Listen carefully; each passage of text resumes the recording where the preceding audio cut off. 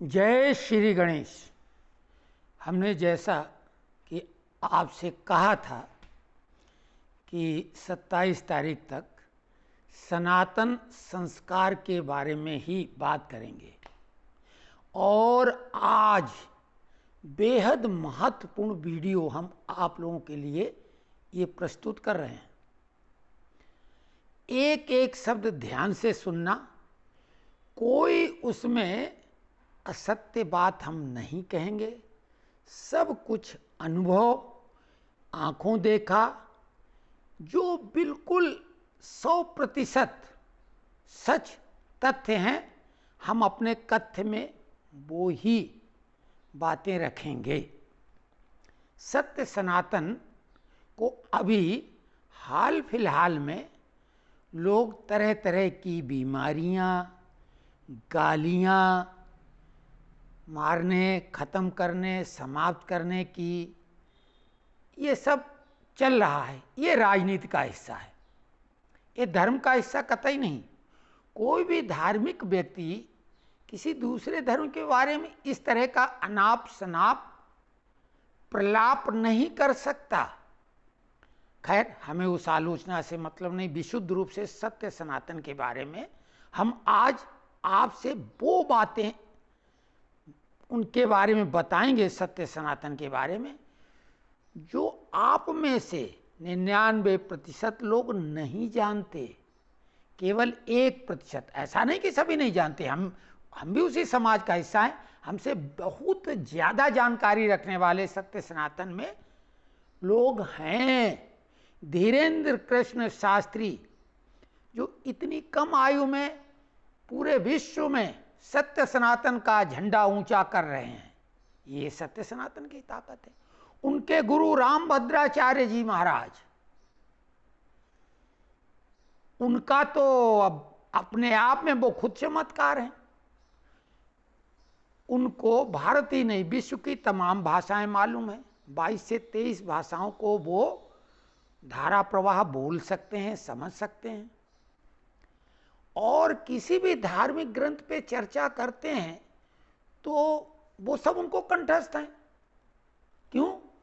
उन्होंने अल्पायु से ही देखना, उनका किसी एक्सीडेंट की वजह से वो हो गया था, वो सूरदास हो गए थे। और हमारे सत्य सनातनी सूरदास कवियों में श्रेष्ठतम माने जाते हैं। सूर सूर तुलसी शशि। और उन्होंने भी कृष्ण लीलाओं के बारे में जो वर्णन किया है सजीव, वो किसी चमत्कार से कम नहीं। ऐसे कई सूरदास हैं जो कि संगीतकार रहे हैं, गायक रहे हैं। लेकिन ये सब छोटी मोटी चीजें हैं। हम आपको वो बातें बताने जा रहे हैं जो कि इस वैज्ञानिक युग में वैज्ञानिक रूप से भी कसौटी पर कसी और परखी गई हैं, जो कि दूसरे धर्म में संभव ही नहीं। सबसे पहले तो हम बात ये बताएं, आगे की बात क्योंकि लोग वीडियो पूरा देखते नहीं, कि जब मंदिर में किसी मूर्ति की प्राण प्रतिष्ठा की जाती है, विग्रह गर्भगृह में जब स्थापित किया जाता है उनको, तो प्राण प्रतिष्ठा की एक शास्त्रीय विधि होती है। और विग्रह की यानी प्रतिमा, मूर्ति की आंखों में पट्टी बांध दी जाती है। जब प्राण प्रतिष्ठा का पूरा अनुष्ठान संपूर्ण हो जाता है तो सबसे अंत में प्रतिमा की देवी देवता, विशेषकर देवी और बजरंगबली, इन दो का तो ये अगर विधिवत प्राण प्रतिष्ठा हुई तो ये चमत्कार सबके सामने होगा। और कई लोग अगर ध्यान करेंगे तो उन्होंने ये देखा होगा, जब आंखों से पट्टी खोली जाती है उस समय उनके सामने कोई भी व्यक्ति नहीं होता है। और साइड में खड़े होके एक व्यक्ति दर्पण आंखों के सामने लेके, जब दर्पण को सामने रखता है साइड से, तब पट्टी खोली जाती है। पट्टी खोलने के तत्काल बाद दर्पण अपने आप टूट जाता है। ये प्राण प्रतिष्ठा अगर विधिवत हुई है तो अब इससे बड़ा चमत्कार और क्या संभव है। हमारे यहाँ स्वयं सिद्ध या लोग नारा लगाते हैं सच्चे दरबार की जय। तो ये जो मंदिर हैं इनमें चमत्कार है, क्योंकि प्राण प्रतिष्ठित हैं। जिस देवी देवता का होता तो वहाँ की जो मंदिर से जो लगी हुई प्रॉपर्टी होती वो भी उसी देवी देवता के नाम पे होती, पुजारी के नाम पे नहीं। जैसे कि रामलला का जो विवाद चला था वो रामलला खुद एक पार्टी थे उसमें। तो ये तो बात हुई मूर्ति की। आपने देखा होगा प्राचीनतम जो मूर्तियां थी उनकी तस्करी करके विदेशों में ले जाया गया। वहाँ उनका मतलब कीमत के बारे में अनुमान नहीं लगा सकते। जो यहाँ के मंदिर टूटे फूटे पड़े, यहाँ के लोगों को तो सत्य सनातन से पीछे ढकेल दिया गया, उल्टी दिशा में ले जाया गया। लेकिन जिन विदेशियों ने षड्यंत्र पूर्वक सनातनियों को उल्टी दिशा में चला दिया, दौड़ा दिया, भगा दिया, उन्हें तो सत्य सनातन की शक्ति के बारे में मालूम था। इसीलिए आक्रांताओं ने सबसे पहले मंदिरों पे ही हमला किया, क्योंकि किसी की संस्कृति, किसी का विश्वास अगर तोड़ना है तो उन्होंने पहले मंदिरों पे हमला किया, बार बार किया, अनेकों बार किया, हजारों मंदिरों को तोड़ा, उसमें रामलला भी शामिल था। और अंग्रेज जो थे वो ज़्यादा चतुर थे, उन्होंने तोड़ फोड़ के बजाय मूर्तियों को बाहर भेज दिया। आज़ादी के बाद भी तस्करी जारी रही। सुब्रमण्यम स्वामी के अनुसार सोनिया और उनकी बहन खुद इस तस्करी के काम में मूर्तियों की लगी हुई थी। उनकी इटली में दुकान है। सुब्रमण्यम स्वामी का वो अगर इंटरव्यू सभी ने नहीं देखा है तो गूगल पे उपलब्ध है। अब दूसरा पहलू आप देखो, जो हमारे सत्य सनातन का ज्ञान था, वेद, पुराण, शास्त्र, महाकाव्य, भाषा, टीका, जो अनुपम भंडार ज्ञान का था, आक्रांताओं ने उन ग्रंथों को भी जलाया। आप अनुमान लगाओ, जब सभ्यताएं पनप रही थीं उस समय तक्षशिला, नालंदा, बल्लवी, विक्रमशिला जैसे विश्वविद्यालय थे जो पूरे विश्व में विख्यात थे, और जहां पर छात्र देश के नहीं विदेशों से भी आते थे। इसका उल्लेख विदेशी पर्यटकों ने भी किया है, क्योंकि हमारे इतिहास को, संस्कृति को तो उन्होंने अपनी तरफ से लगभग समाप्त प्राय कर दिया। और ये काफ़ी हद तक सही है कि हम लोग सत्य सनातनी अपने धर्म के बजाय दूसरे पे ज़्यादा भरोसा करते हैं। तो ये मूर्ति में जब इतना चमत्कार है तो उस पर आप भरोसा क्यों नहीं करेंगे? क्या किसी दूसरे मजहब, धर्म, पंथ जो भी है, ऐसा कोई चमत्कार संभव है क्या? दूसरी बात, जो हमारे धर्म में कुछ प्रसिद्ध लोग हैं, जैसे वाल्मीकि, अनपढ़ व्यक्ति थे, डाकू थे, रत्नाकर नाम था, और आदि कवि उनको माना जाता है। रामायण उन्हीं ने ही रची, और इतने बड़े ऋषि हो गए राम नाम लेके ही, और वो भी उल्टा उल्टा नाम जपति जग जाना, वाल्मीकि भय ब्रह्म समाना। उन्होंने तो राम के नाम को उल्टा जपा, और वो खुद अपने आप में ईश्वर जैसी शक्ति उनमें आ गई।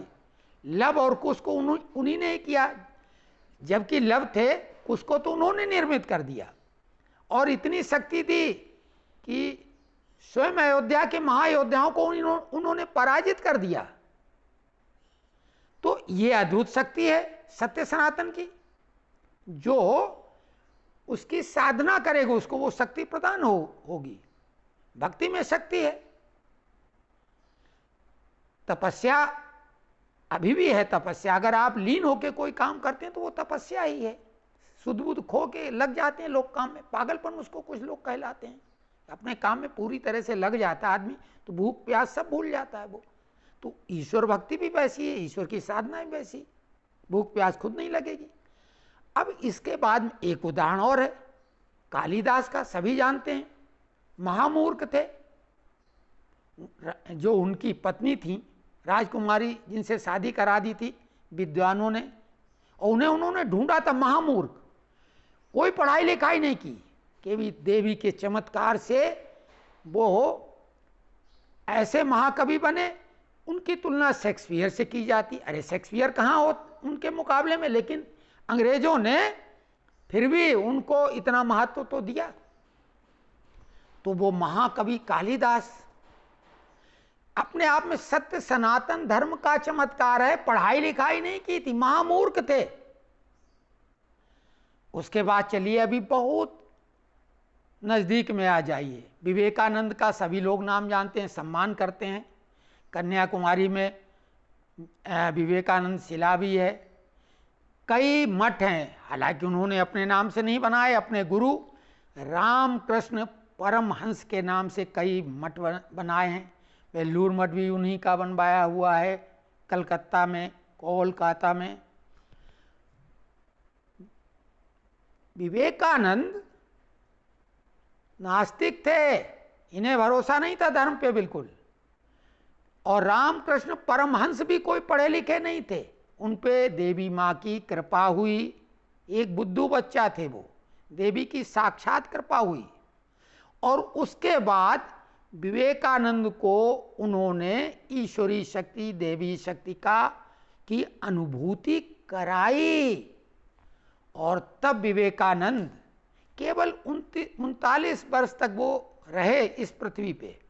और आज भी विवेकानंद जी को स्वामी विवेकानंद हम सभी जानते हैं। और उनका धर्म पर, सत्य सनातन पर उनका जो भाषण था, जो प्रवचन था, उद्बोधन था, वो आज तक लोग याद करते हैं। पूरे सत्य सनातन की सबसे पहले विदेशों में धर्म ध्वजा उन्होंने ही फहराई, जबकि उस मंच पे सभी धर्मावलंबी विद्वान मौजूद थे। इनको तो अंग्रेजों ने मखौल उड़ाने के लिए सत्य सनातन का बुलाया था, लेकिन उसके बाद पूरी दुनिया में सत्य सनातन का डंका बजा। और अभी स्पेस साइंस में हमारे वैज्ञानिकों ने जो दुनिया में नंबर 1 का दर्जा हासिल कर लिया है, जो कोई नहीं कर पाया, उन्होंने कर दिखाया। उसके सीईओ सोमनाथ जी ने क्या कहा, हमारी सफलता के पीछे सत्य सनातन ज्ञान है। हमने कई धार्मिक ग्रंथ पढ़े, उन्हीं से सीखा। तो आप और हम इधर उधर मजारों में और पीर पैगंबरों, या अब हम किसी मंदिर विशेष का भी नाम नहीं लेंगे, अरे हमारे यहाँ क्या देवी देवताओं की कमी है, वो भी इतने शक्तिशाली कि जिनके सामने दर्पण स्वतः चकनाचूर हो जाता है। और अगर आपको हमारी बात पे विश्वास नहीं है तो प्राण प्रतिष्ठा कराने वाले किसी पंडित जी से बात करिए, और अगली बार जब वो कहीं प्राण प्रतिष्ठा करवाएं, आसपास हो विशेषकर देवी जी की और बजरंगबली की, क्योंकि यही शक्ति के प्रदाता हैं इस घोर कलिकाल में। धीरेन्द्र कृष्ण शास्त्री बजरंगबली की, हनुमान जी की शक्ति, बागेश्वर धाम वो बजरंगबली का ही स्थान है, उनकी शक्ति का वर्णन नहीं करते, केवल कथा ही नहीं सुनाते हैं, सार्वजनिक प्रदर्शन करते हैं। हालांकि प्रदर्शन करना करीब करीब वर्जित होता है, लेकिन ये सनातन का आपातकाल चल रहा है, इसके समाप्ति के लोग लिए लोग तरह तरह के प्रयास कर रहे हैं, कुचक्र रच रहे हैं, तो ऐसे में फिर तो चमत्कार दिखाना आवश्यक हो जाता है। और यही नहीं, एक उदाहरण और, उसके बाद अपनी वाणी को विराम देंगे। हमारे सत्य सनातन को पुनर्जीवित किया था आदि शंकराचार्य ने, जिनका जन्म केरल में हुआ था। 32 वर्ष की ही आयु में वो प्रस्थान कर गए। 4 मठों की उन्होंने स्थापना की और पूरे भारत का भ्रमण किया। मंडन मिश्र के साथ शास्त्रार्थ उनका हुआ था, वो सभी जानते हैं, गूगल में भी उपलब्ध है। मंडन मिश्र के साथ शास्त्रार्थ में उनकी पत्नी मंडन मिश्र की न्यायाधीश के रूप में थी, निर्णायक की भूमिका में, और उन्होंने दोनों लोगों को ताजे फूलों की माला पहना दी थी, और जिसकी माला मुरझा जाएगी वो पराजित माना जाएगा। मंडन मिश्र पराजित हो गए, लेकिन माँ भारती ने तब ये कहा कि हम अर्धांगिनी हैं, अब हमसे शास्त्रार्थ करो। ये तो 50% ही अभी इनकी पराजय हुई है। और उन्होंने काम कला के बारे में प्रश्न कर दिया, जबकि मंडन मिश्र ने मना किया कि भाई ये तो बाल ब्रह्मचारी हैं, ये अनुचित है इनसे इस प्रकार का प्रश्न करना।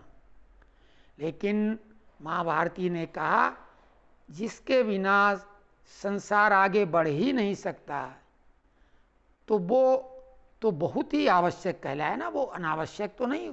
और ये ब्रह्मचारी, इसमें हमारी गलती नहीं है, हम तो प्रश्न करेंगे, ये उत्तर कैसे भी दें। तब शंकराचार्य जी ने 1 महीने की मोहलत मांगी, और उस 1 महीने के अंदर उन्होंने अपने शरीर से, अपने योग बल से, तो पहले उन्होंने ये जान लिया कि अमुक राजा की मृत्यु होने वाली है, और मृत राजा का जब अंतिम संस्कार किया जाने वाला था, तब शंकराचार्य जी ने अपनी आत्मा को उसमें प्रविष्ट कराया, परकाया प्रवेश, और जाके उन्होंने सब अनुभव प्राप्त किया रानियों के साथ। उसके बाद पुनः वो अपने शरीर में प्रवेश कर गए और राजा का अंतिम संस्कार हो गया। उसके बाद माँ भारती के प्रश्नों का जवाब देके उन्होंने पूर्णतः विजय प्राप्त की। मंडन मिश्र पूरी तरीके से जो है सत्य सनातन के प्रचार में लग गए, और उन्हीं ने पुनर्जीवित किया था, क्योंकि बौद्ध धर्म की उत्पत्ति के बाद जितने राजा थे, जिनमें अशोक भी थे, उन्होंने बौद्ध धर्म स्वीकार कर लिया। और राजाओं ने जब स्वीकार कर लिया तो प्रजा की तो मजबूरी थी, जबरदस्ती वाली बात। तो उस समय मृत प्राय हिंदू धर्म यानी ये सत्य सनातन को पुनर्जीवित भी चमत्कार के द्वारा ही किया गया। हजारों ऐसे प्रकरण हैं। प्रहलाद जानी, करौली, नीम करौली वाले बाबा, वर्तमान में आप राम भद्राचार्य जी, धीरेन्द्र कृष्ण शास्त्री, इस तरह के अनेकों संत हमारे हुए हैं, देवराहा बाबा। तो ये सब सत्य सनातन का चमत्कार है। इसीलिए आज पूरा विश्व सत्य सनातन के प्रति आकर्षित है, और वो हमारी परंपराएं और संस्कार खुद अपने में ले रहा है। लेकिन हम अपने बच्चों को तो किंडरगार्टन, नर्सरी, इस टाइप की अंग्रेजी माध्यम से पढ़ाने के चक्कर में अभी भी उनके हालो लूलू में पड़े हैं। तो आप सबसे हमारी प्रार्थना है करबद्ध कि अपने सत्य सनातन को जानिए। ये 24 कैरेट खरा सोना है। आप जंग लगे लोहों के चक्कर में इसमें थोड़ा सा जो परत चढ़ गई काई की, इसको साफ करिए। आपके अंदर मौजूद जो आत्मा है, जिसको जीव बोल सकते हैं, प्राण शक्ति जो है, वही ईश्वर का रूप है। ईश्वर अंश जीव अविनाशी, चेतन अमल सहज सुख राशि। आपका शरीर पूरा ये खुद एक मंदिर है, मंदिर की इमारत। इसके गर्भगृह में वो साक्षात परम पिता सर्वशक्तिमान परमेश्वर विराजमान है और आप उसे भूले बैठे हो। अपना साक्षात्कार स्वयं किसी दिन करके देखिए और उससे आप अपने को जोड़िए। आत्मा की कोई सुनता नहीं, क्योंकि जो अपनी आत्मा की सुनता है वो महात्मा कहलाता है। महात्मा का मतलब कोई जटाजूट या रंगे रंगाए कपड़े नहीं। महात्मा का मतलब है जिसकी आत्मा विशाल हो। और मानव वो है जो मन की सुने, जो मन के द्वारा विचार आए मान लिया, आत्मा की बात नकार दी। और जो मस्तिष्क केवल दिमाग की मानते हैं वो मानव नहीं। जैसे साइंटिस्ट हैं, ये इन्हें सामान्य मानव नहीं कहेंगे, ये ऋषि मुनि हैं, क्योंकि ये मेधा वाले हैं।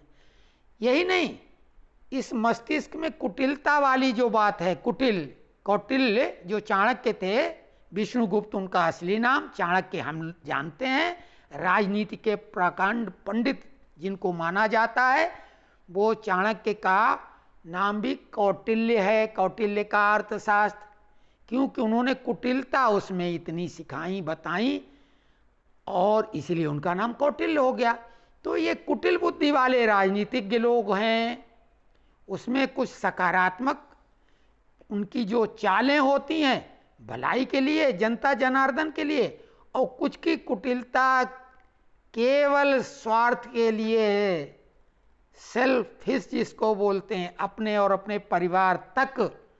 तो हमारा भाग्य है कि हमारे पास इस समय कम से कम 2 नेता, जो मोदी और योगी, माई मेरे और उनका माई मुस्लिम और यादव, तो उस माई पे हमारा माई भारी है। ऐसे तपस्वी नेता हमें भाग्य से मिले हैं। तो सत्य सनातन को के चमत्कार को दुनिया नमस्कार कर रही है।